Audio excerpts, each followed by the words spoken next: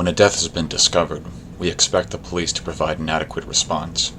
After all, law enforcement is supposed to have the training and the knowledge to get to the bottom of the case and solve a mystery. But history shows that the process does not always go as what we may expect.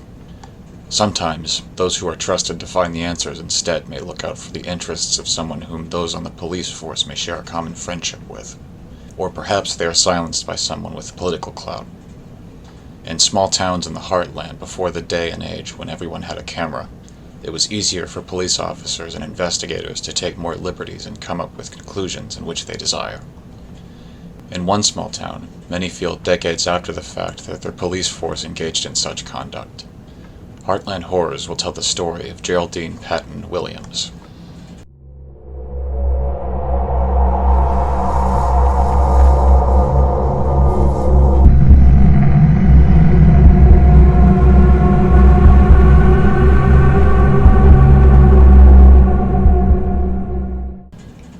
Geraldine Patton Williams lived up in Hammond, Indiana, until the death of her husband in 1955. With her son, Jay, she moved back to her hometown, West Frankfort, Illinois. Geraldine would work at the family grocery store owned by her father in a part of town known as Frankfort Heights. Up until the 1990s, West Frankfort was the smallest town with 2 zip codes in the United States. West Frankfort had a post office and Frankfort Heights had a post office of its own. The Frankfort Heights post office, however, would be lost in a fire. Prior to the fire, Frankfort Heights was a shell of its prosperous self. From the coal mine boom, West Frankfort and Frankfort Heights contain a population of over 18,000, a population more than double what the small community contains today.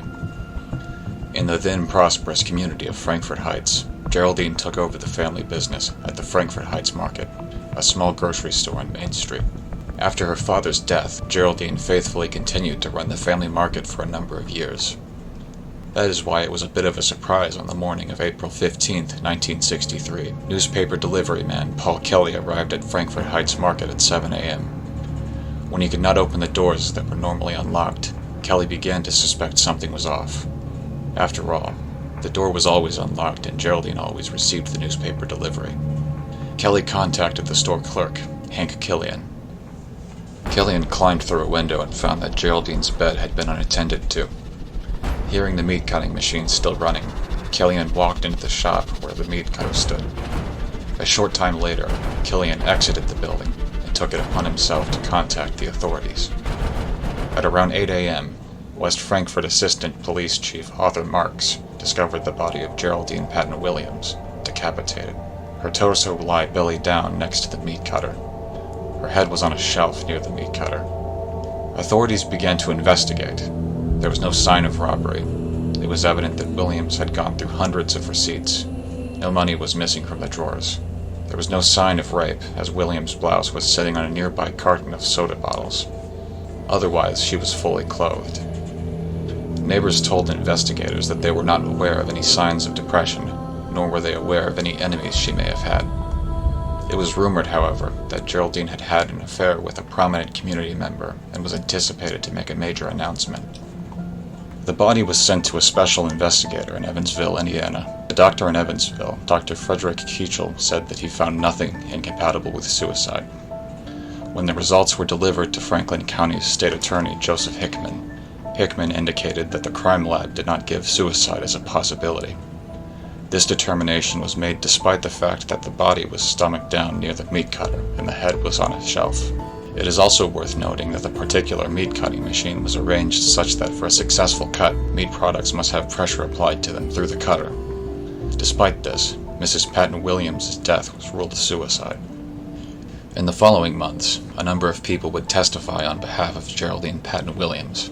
From customers to employees, multiple people thought that Williams seemed a bit scared and had a wild look, but no one who left her store the evening before expected her not to be alive the next day.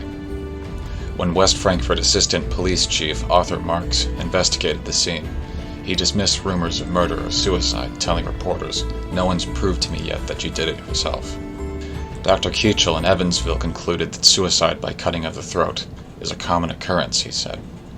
If a person had sufficient resolve, they could contain control of the motion long enough to decapitate themselves. According to Dr. Keachel, Geraldine had the control to decapitate herself and then place her head upon a shelf. But when the evidence was presented to a jury, the all-male jury deliberated for 45 minutes before determining that any evidence was inconclusive. What was Geraldine's announcement going to be after her rumored affair with a prominent community member? Could foul play have resulted from the affair? Because of the results of the investigation decades ago, members of the community to this day are unwilling to provide any open speculation. In 1997, a group of high school students sought to investigate this incident further, but according to the high school students, they received threatening messages. The high school students were told that if they knew what was good for them, they would discontinue the investigation. Frankfort Community High School discontinued support for the project.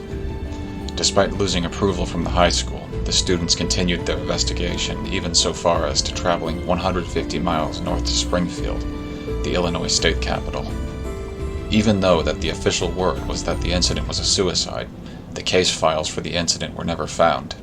In addition, the investigating students would see a live demonstration of how the particular make and model meat grinder worked.